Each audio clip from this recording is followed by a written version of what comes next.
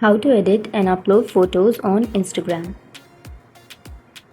So if you want to edit and upload your photos on Instagram, then first of all, open up your Instagram application and make sure to log into your account.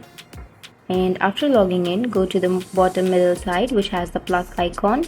Simply tap on the plus icon, and from here you can choose a photo that you would like to edit and upload.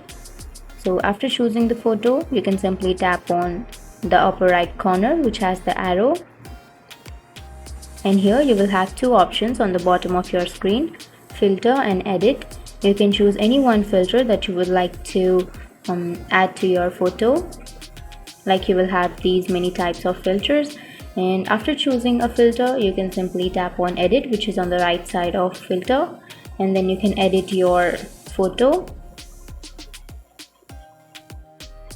And after that, tap on done, which is at the bottom right corner, and then you can choose the highlights, shadows, vintage, and sharpen, and anything that you would like that would make your photo look good.